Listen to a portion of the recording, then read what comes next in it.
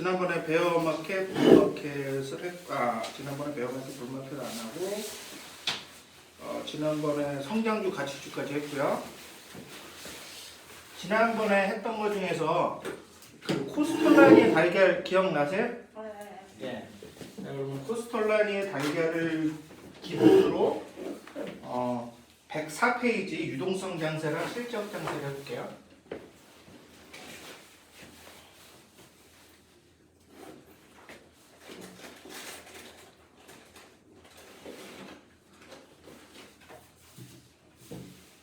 자, 이게 코스톨라니의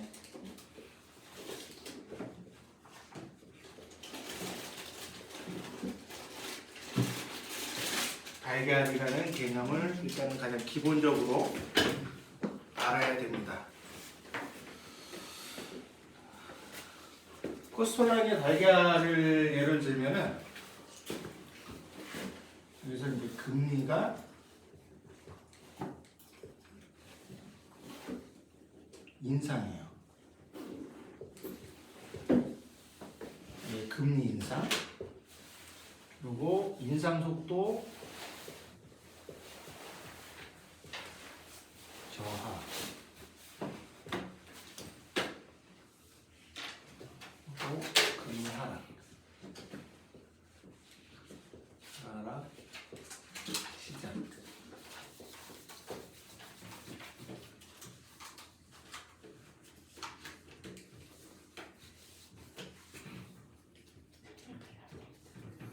자, 그러면은 이거를 이제 코스톨라니의 달걀이라고 그때 지난번에 했었는데 제가 게시글에서도 한번 올려놓은 적이 있었어요. 그래서 이번이 굉장히 좀 중요한 케이스였었는데 2020년 3월을 예를 들어볼게요. 그때가 코로나가 미국에서 빵 터진 거예요. 그러니까 한국에서는 2월, 1월서부터 이렇게 좀씩 거리두기를 하고 있었었는데, 그랬었을 때 이제 여기서 금리를 이제 인하를 했어요.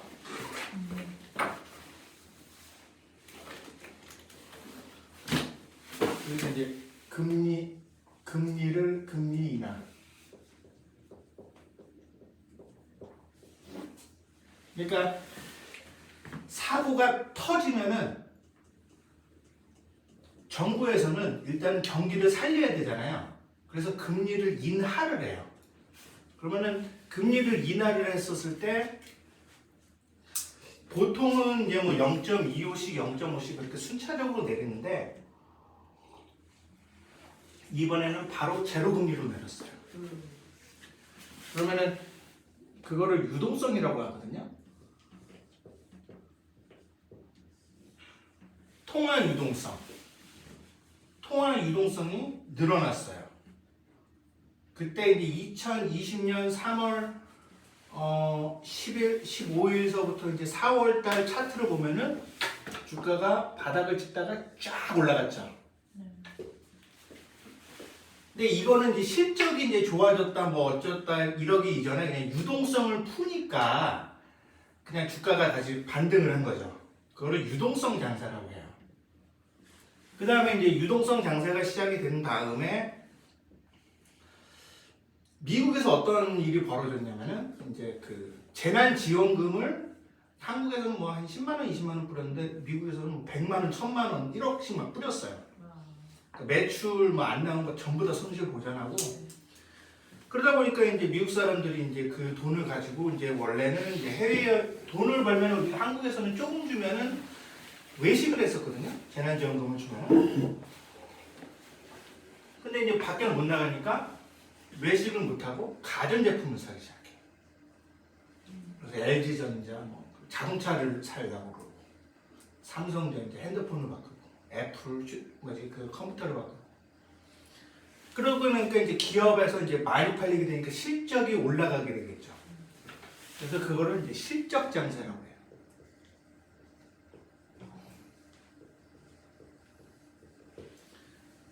이게 유동성 장세가 끝난 게 2020년 3월서부터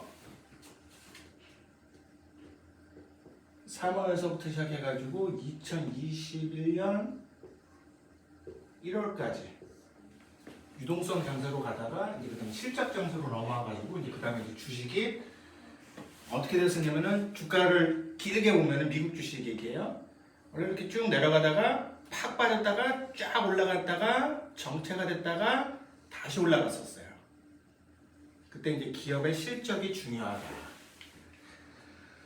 그래서 이제 실적 장세를 얘기를 하고요. 그 다음에 이제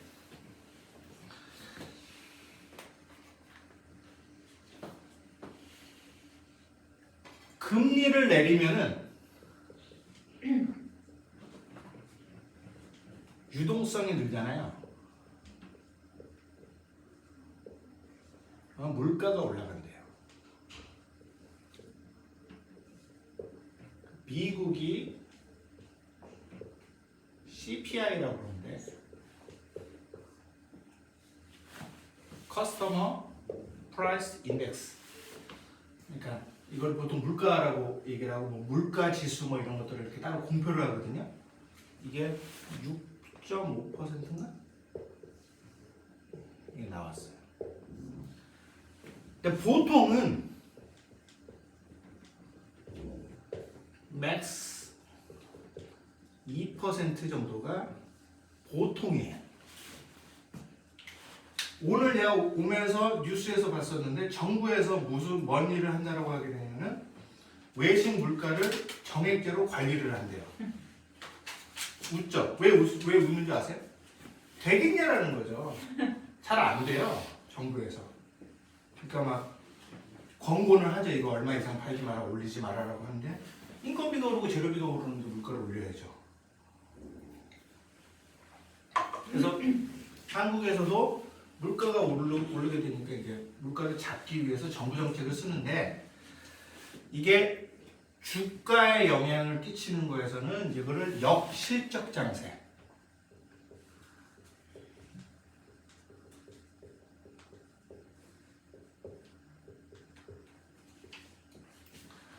유동성 장세에서는 무슨 현상이 벌어지냐면 기업이 돈을 잘 안 벌어도 주가가 조금 벌면은 한 100 오르고 많이 벌면은 200 오르고 기업이 망해가도 50 올라요. 돈을 막 풀었으니까. 실적 장세는 실적이 잘 나오면은 잘 나오고 못 나와도 떨어지진 않아요. 근데 역실적 장세에서는 지금 어떤 상황이 벌어지고 있냐면 미국 케이스입니다. 미국에서 이제 뭐 AMD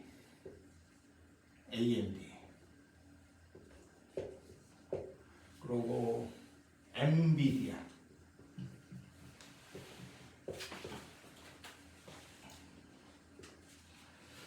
이 두 개가 이제 그 메타버스 AMD라는 회사 혹시 들어보셨어요? AMD? AMD 아시죠? AMD 모르세요? 그러니까 인텔 CPU 아시잖아요. 인텔 인사이드 컴퓨터 사면은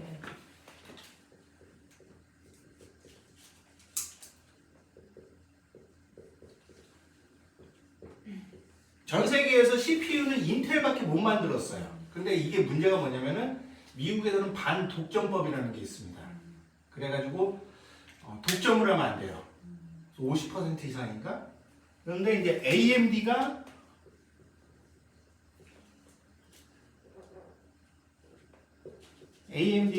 여기서도 CPU를 만들어요.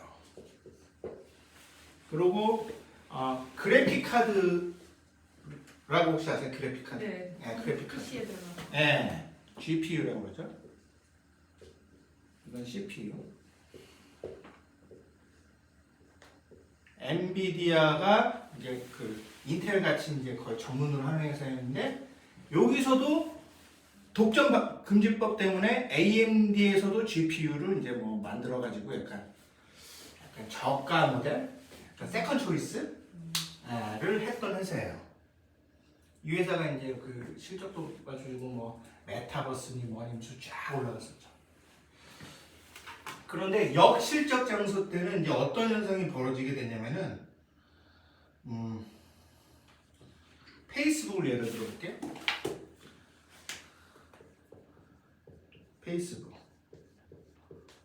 집에만 있으니까 이제 광고를 많이 보잖아요.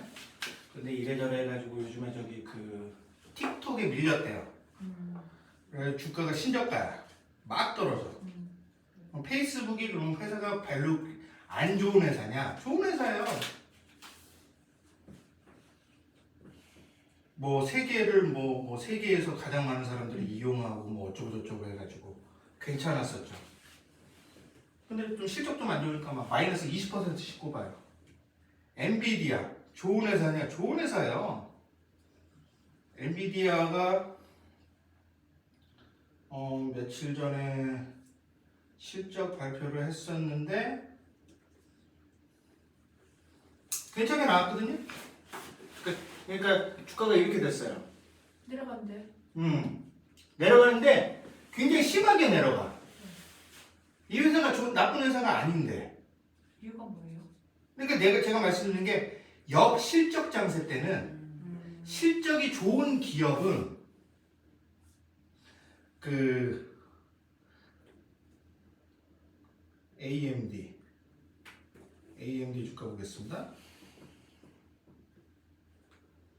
이 연간 차트였었는데 AMD 올라갔다가 내려가. 올라갔다가 그러니까 이게 뭐냐면은 유동성 장세, 실적 장세 때는 사람들이 그 긍정적으로 보다가 역실적 장세 때는 확실히 좋은 종목이 아니면은 많이 떨어져요. 그러니까 몇 개월짜리죠? 몇 개월 차트죠? 지금 이거를 1년 차트로 본 거예요.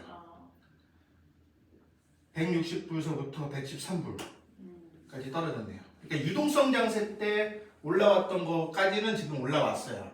실적 장세 때 같이 그냥 덩달아 올라갔던 게 역실적 장세 때는 사람들이 실적을 좀 더 디테일하게 보게 된다는 거예요.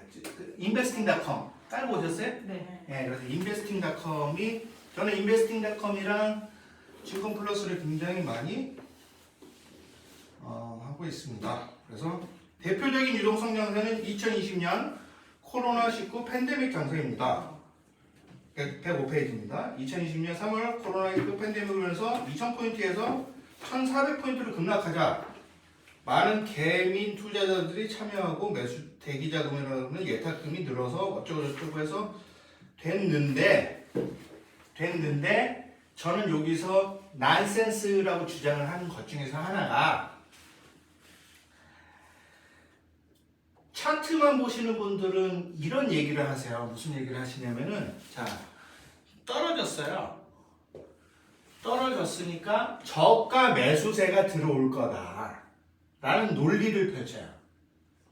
떨어졌으니까 올라갈 거다. 주식은 언젠가 올라가니까. 그런데 이거는 어떤 난센스가 있냐면은 진 바닥을 잡는데 어려움을 겪어요. 왜냐면은 떨어졌으니까 계속 샀어요. 그런데 계속 떨어져. 그러면 또 계속 물 타거든요. 근데 또 계속 떨어져. 그러면 이거 언제까지 오르겠냐 그러면은 주식은 기다림이라는 얘기를 합니다라고 얘기를 해요. 왜냐면 그 사람들의 논리는 뭐였냐면은 주가는 떨어지면 오른다라는 그 논리 딱 하나거든요. 그러니까 이 평균율 회귀 현상. 그래서 이동평균선이라는 개념이 나온 거예요. 이평선 타고 흐른다. 그런데 저는 말씀드리고 싶은 게 코로나 때 떨어졌었을 때 저가가 들어온 이유가 뭐냐면은 금리를 인하하고 금리를 0%로 낮췄죠. 한국도 미국도 금리를 인하했기 때문에 은행에서 돈을 막 빌려줘요. 0%로. 그러니까 고객 예탁금이 늘어난 거야.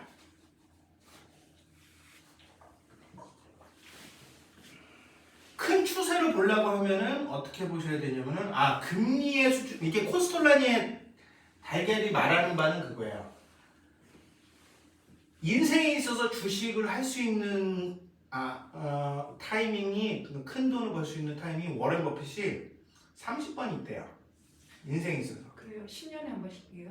그건 아니고요. 아니 30번, 5년에 한 번씩, 3년에 한 번씩 있어요. 아, 워런 버핏이 얘기하는데 30번이 있는데 문제는 뭐냐면 개인 투자자들은 하루에 30번을 다 쓴다라고 하는 거야. 아, 10년에 걸쳐가지고 30번을 타이밍을 들어가야 되는데 잘 모르니까 쫄려가지고 쫄려가지고 개미 털기 하면 다 떨어지고. 개미털기야. 그래서 하는 방법이 뭐냐면은 10년을 그러면 내가 이제 한 10년 동안 돈을 벌겠다 생각을 하면은 금리가 0%로 내려가면은 그때 매수를 하면은 따요. 금리가 제로 포인트. 무슨 뜻이지? 0.5% 그러니까 저기 그 네이버에서 검색을 해보자고요. 기준금리라고 검색해 보세요. 네, 네이버의 기준금리. 기준금리. 여기서 제로라는 것은 연방 그 미국 연방 그거 말하는 거예요? 연준에서. 그러니까 네이버에서 저기 그 기준금리라고 치면 중앙은행 기준금리가 나오잖아요. 한국은행 기준금리요? 그냥 기준금리라고 치시면. 그냥 기준금리. 네. 한국은행 거 나오는데요. 그러면은 이제 한국은행 거 1.25가 나오고요. 아 기준금리. 네, 쭉 아래 나오면 중앙은행 기준금리라고 나오거든요. 유럽 중앙은행 말고요? 기준금리라고 치고 그러면 한국은행 나오고 조금만 내려오면은 중앙은행 기준금리라고 나오죠. 유럽 중앙은행 0.00 이렇게. 예. 그 위에 한국은행 나오고 연방준비은행 네. 나오고요. 자, 미국 연방준비은행이 0.25%잖아요. 네. 자, 그 0%는 자존심상 잘 안 해요. 0.25가 바닥이라고 보면 돼요. 이게 언제 한 번 나오느냐? 10년에 한 번 나와요.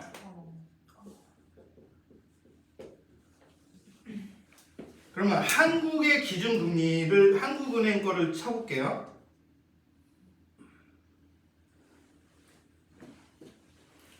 그러면 2020 그러니까 그 이거 나오세요? 이거 기준금리 1.25라고 보이신 그거 나오세요? 네. 여기서 보면은 네. 2021년 5월 달에 0.5 찍히죠. 예. 0.5.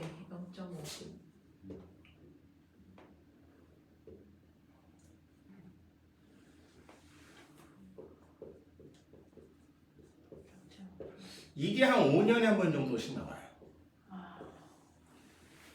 0.5가요. 이때 돈 벌었다는 얘기.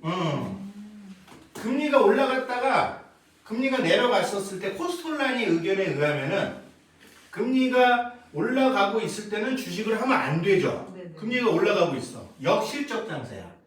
역실적 장세 때는 주가가 좋은 거는 팍 올라가고 주가가 안 좋은 거는 팍 내려가요. 근데 우리는 그러니까 실적이 좋은 거는 팍 올라가고 근데 우리가 실적이 좋을지 안 좋을지 잘 모르잖아. 리스크는 높지. 그런데 문제는 뭐냐면은 물리신 분들이 내 거도 팍 올라갈 거라고 생각을 하고 팔지도 못해요. 주식하기 제일 안 좋을 때가 역실적 장세예요. 왜냐면 내 주식은 안 오르는데 딴 주식은 막 가. 아직 유동성이 남아 있으니까. 그때는 무슨 현상을 보이냐면은 한국은행, 연준, 세계 각국에서 금리를 인상하는 사이클이거든요. 그때는 주식하기 제일 안 좋은, 완전히 물리기 제일 좋을 때야. 그래서 워런 버핏이 하는 얘기가 그거죠. 평생 30분만 주식 매수를 해라. 언제 금리가 인하돼가지고 망했었을 때, 0%로 한다 했었을 때 들어가면은 거의 땄다. 지금이에요 그러면? 올라가고 지금 지금 여기서 차트 보시면 아시잖아요. 차트 보시면 한국은행이 올라가고 있잖아요. 네네네. 그게 금리가 인상하는 사이클이다. 그러니까 역실적 장세다. 그러니까 실적이 안 먹히는 장세다. 금리가 올라가고 있으니까. 그럼 안 좋은 시기예요. 물리기 딱 좋을 때죠. 왜냐면은 뭔가는 오르긴 올라요. 유동성이 아직 남아 있으니까. 근데 내 거는 안 오를 가능성이 높아. 그리고 포트폴리오를 짜면은 이건 오르고 이건 내리고 해가지고 똔똔이할 가능성이 높고 마음만 되게 아프죠. 어디 좋은 거? 어디 좋은 정보 없나? 우울증 양보가. 도박이죠, 도박. 저 달걀 저게 거의 적중한가요? 적중하죠 거의. 제가 말씀드리는 게 아니라 이게 그러니까- 코스톨라니의 달걀이라고 해서 네. 그래도 나보다 훨씬 훌륭하신 분이 네. 이 사회적으로 이렇게 코스톨라니의 달걀치기는 이제 쫙 널리 알려질 정도로 이론화된 그럼 100%냐? 100%는 아니겠지. 네. 그럼 다 돈 벌겠지. 네. 근데 거의 좀 많이 맞을 확률이 높겠지. 나 같은 사람이 이제 주식 오릅니다, 내립니다 이거보다는 네. 이런 코스톨라니에서 좀 이런 모임에서나 이런 데서는 좀 위대하신 분들의 말씀 들어야지. 네. 근데 지금도 코로나 이후에 좀 비슷하게 간 거잖아요. 그래서 이제 한 얘기가 뭐냐면 이제 여기서 나오는 역금융 유동성 장세, 실적 장세의 차이점은 뭔가요? 질문 13에 나오는데 자, 이 말이 왜 나오느냐 라고 하면은 대체적으로 이렇게 많이 그래 왔으니까 유동성 장세, 실적 장세, 역실적 장세, 패닉 장세가 나왔겠죠. 많이 좀 역사적으로 반복이 됐으니까 이런 용어가 나오고 이런 책에 실리지 않겠습니까? 그러니까 제가 말씀드리는 거는 신뢰성이 조금 있다고 볼 수 있다. 그럼 이게 뭐 100% 맞느냐? 그것까지는 잘 모르겠다. 100%가 어딨어 인생에. 그런데 주식을 하심에 있어서 약간 마발이라고 불리는 사기꾼들은 뭐라고 얘기를 하냐면은 금리나 거시경제나 이런 걸 전혀 안 봐요. 왜냐면 어렵거든. 그래서 주가의 그 어떤 차트의 힘만 봐요. 힘만 봐요. 그런데 저는 말씀드리는 게 주가는 금리와 상관관계가 매우 높다. 그래서 그거를 나타내는 게 코스톨라니의 달걀이다. 다음에 주식을 했을 때는 금리 상황을 많이 봐라. 왜냐면 우리는 매일 주식을 안 해도 되는 사람이야. 평생. 의무가 아니잖아요. 그러니까 금리 내려갔었을 때만 사도 평생 30번이야. 예. 그래서 하고요. 그 다음에 질문 14. 베어마켓, 불마켓은 어떻게 구분할 수 있나요? 질문 14요? 네, 질문 14. 90페이지.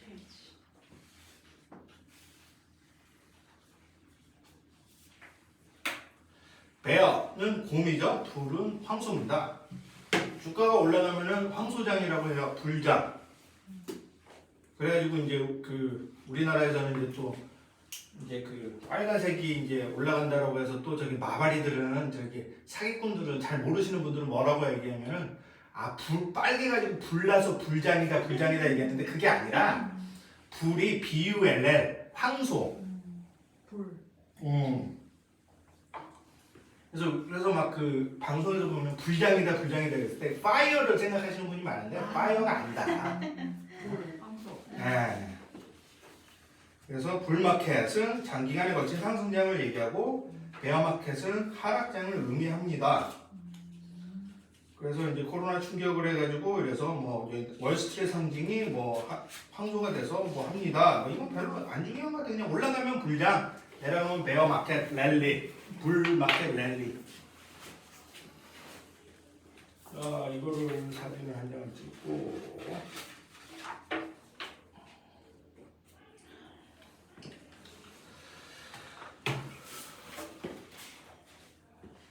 자, 그러면 지금은 무슨 장세요?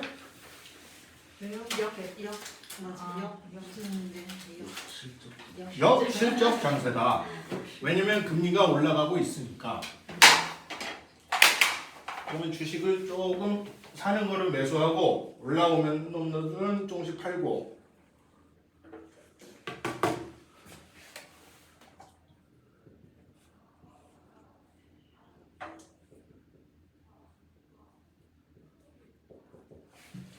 자, 그리고 불마켓, 베어마켓은 딱히 좀 몰라도 상관없다. 그냥 이렇게 용어상 불이 파이어가 아니다. 얘가 이런 거는 좀 설명을 잘 못했어. 자, 질문 15번. 스몰캡 중소형주는 위험한 주식인 건가요? 스몰캡.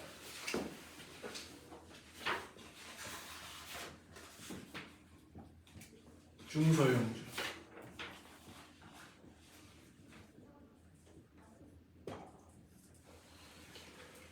위험. 위험.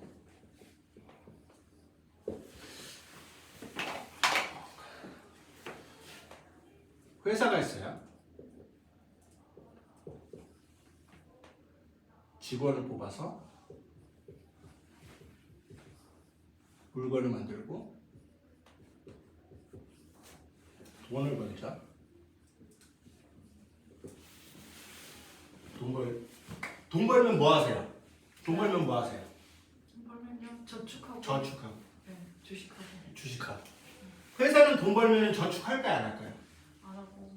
음. 저축하고 투자. 투자를 많이 하겠죠. 투자를 많이 해요. 근데 월급도 줘야 되고 임대료도 줘야 되고 제품 개발도 해야 되고 돈이 필요할 거 아니에요. 네. 그럼 그 돈은 어디서 갖다 쓸 거예요? 요새 대출 받습니다. 아 대출.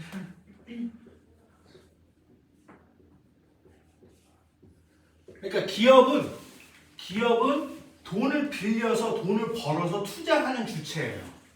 개인은 돈을 벌어서 저축하고 투자하고 뭐 소비하는 주체고요.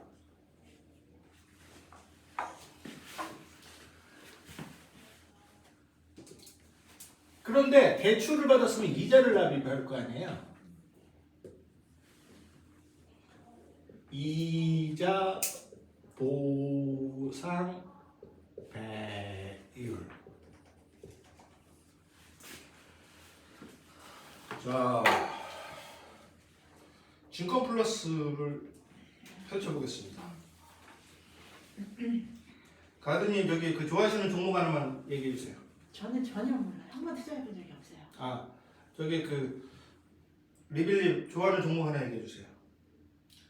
아니 그냥 현대차를 검색해. 현대차. 검색에다 현대차. 현대차. 네. 증권 플러스요? 네, 증권 플러스.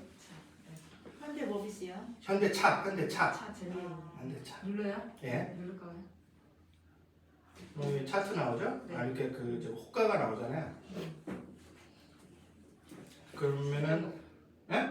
아 이거 말고 증권 플러스. 아 증권 플러스. 증권 플러스. 그거는 인베스팅닷컴이고. 증권 플러스. 아 어떡해. 이거 필명을 어떻게 해야 될지 몰라서 못 들어갔어요. 아 그냥 저기 아무거나 해요. 그냥 계속해. 아그 이게 이메 그 필명 아무거나 좀 누르시고. 네. 그래서 제일 진짜 한글로 해도 돼요. 네, 아무거나. 이걸 어떻게 해야 될지 몰라가지고. 네.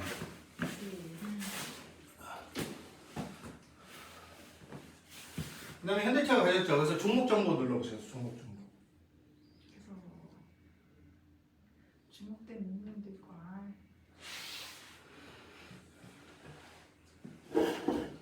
그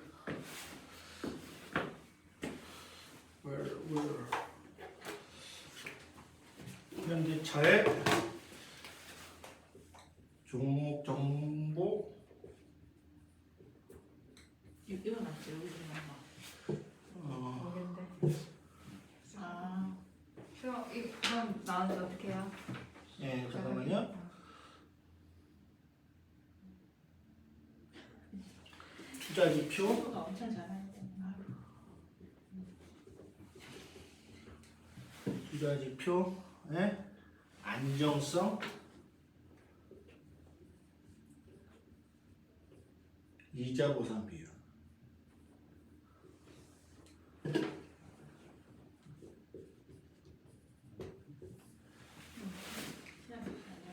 이게 찾아서 들어가실 수 있겠어요? 종목 정보에 투자 지표의 안정성의 이자 보상 비율을 찾으면은 안정성이 하나, 둘, 셋, 넷, 다섯, 여섯 번째 있어요.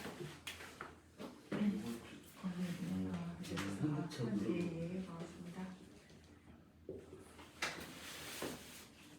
여기서 투자 지표?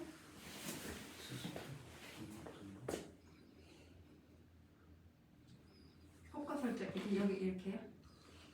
이거 투자 지표 아닌데? 종목 정보. 투자 지표. 종목 정보. 종목 정보니까 이것도 아, 없으시면 모르시는구나. 투자 지표. 예? 종목 정보. 종목 정보의 투자 지표. 투자 지표가 어디 있는지 모르겠어요. 종목 정보의 종목 분석 잠깐만요.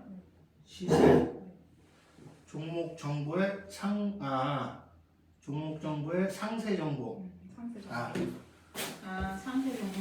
투자 지표의 상세 정보. 투자 지표에 종목 정보. 상세 정보가 들어요. 상세 정보. 네. 상세 정보. 상세 투자 지표의 안정성의 투자 지표 들어가고. 안정성의 이자 보상 비율 여기요. 네. 안정성, 수익성, 안정성의 이자 보상 비율. 이자 보상. 여기 나오네요. 마이너스 4.8. 이게 전년 대비 마이너스 4.8이고 2020년 12월을 보면은 이자 보상 비율이 6.6%라고 나오죠. 네. 예. 그럼 이 말이 뭐냐라고 하면은 현대차는 6.6%예요. 이자 보상 배율. 자, 회사는 돈을 벌어야 되죠. 네. 그러면은 매출이라고 그러죠. 매출을 번 다음에 뭐 인건비, 임대료,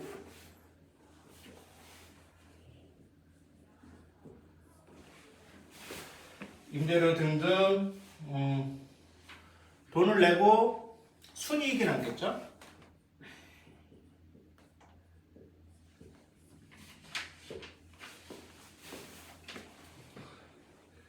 그러고 그거 가지고 이자도 나겠죠. 이자도.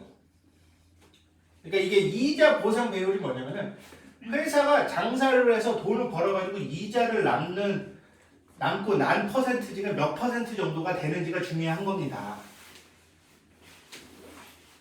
안 좋은 회사, 중소형주들은 이자 보상 배율이 아까 전에 전년 대비 마이너스가 아니라 현 퍼센트지가 마이너스 퍼센트지가 떠요. 그 말은 장사해서 돈 벌어서 비용 나가고 이자도 못 내는 상황이에요. 적자요. 적자 수준이 아니라 적자는 예전에 적자는 돈을 빌렸으니까 적자죠.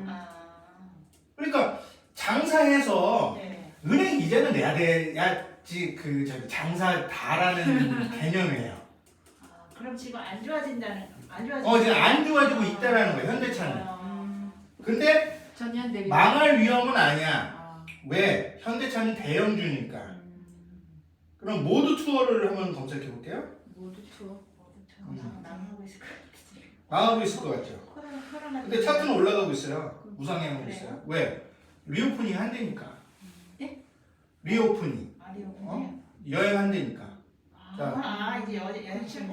여행 시작하고 마스크 벗고 이제 놀러 다니는. 또 여기서 또 종목 정보 들어가서 상세 정보 들어가서 네. 상세 정보. 종목 투자 정보, 지표. 상세 정보, 투자 지표. 예. 투자 지표, 안정성. 안정성. 자, 일단 다 빨간색이죠? 이자 보상 비율. 마이너스 이자 보상 6.2, 마이너스 6.1. 마이너스네. 마이너스인데 마이너스가 심하죠? 네. 엄청. 엄청나게 심하죠. 마이너스 5.2%인데 전년 대비가 이제 마이너스 6.1%로 내려가고 있는 추세에다가 기업이 안 좋아요. 거기다가 그래서 뭐가 문제냐면 중소형주는 위험한가요? 중소형주는 위험합니다. 하지만 중소형주는 매력이 있죠. 매력이 있어서 올라갈 때 팍 올라가긴 합니다. 그런데 문제는 뭐냐면은 이자 보상 배율이 1 미만인 기업은 망할 확률이 높다. 1 미만요? 여기 지금 6.1%인데 마이너스인데. 1.0보다 더 많잖아요. 그러면 망하는 그러니까 이제 돈 빌려가지고 은행에다 예금을 해도 1%는 주는데 은행 예금보다는 많이 벌어야 될 거 아니겠습니까? 근데 그게 마이너스가 된다라고 하면은 회사가 위험할 수가 있겠죠. 그러면 적자 기업인지 흑자 기업인지 몰라도 은행에서는 뭐를 지표하냐면 은행에는 통계에 잡히잖아요. 그러면 얘네가 이제 이자를 잘 내는지 안 내는지는 통계에 나와요. 매출이야 뭐 들락날락 하는 거니까 잘 모른다 쳐. 그래서 이자 보상 비율이 이제 그 마이너스인 기업은 정말 위험하다. 중소형 중에서도 특히 피해라. 특히 1월서부터 3월까지는. 그래서 코스닥 페이지 116페이지를 보면은 코스닥 시가총이 300위 이하의 기업들을 이제 그 스몰캡이라고 부릅니다. 뭐 하지만 그 중에서도 좋은 주식을 잡으면 오르겠죠. 근데 개미들은 스몰캡을 좋아해요. 대형주가 재미없다고.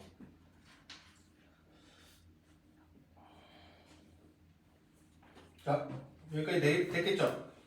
네. 진도가 좀 빠른가요? 아니요.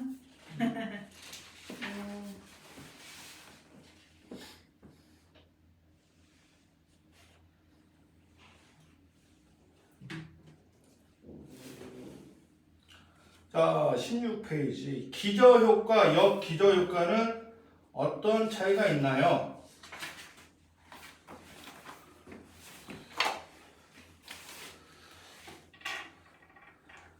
그에 이제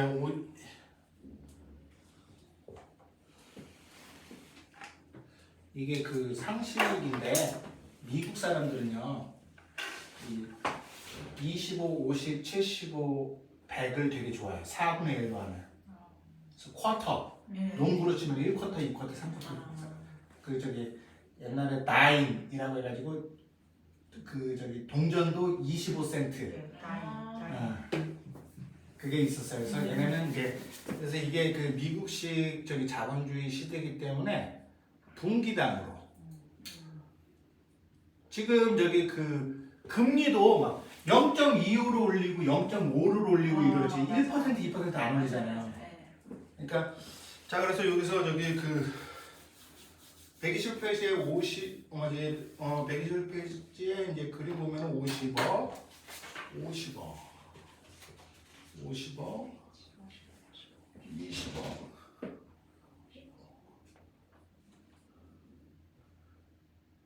20억. 자 그러면 이제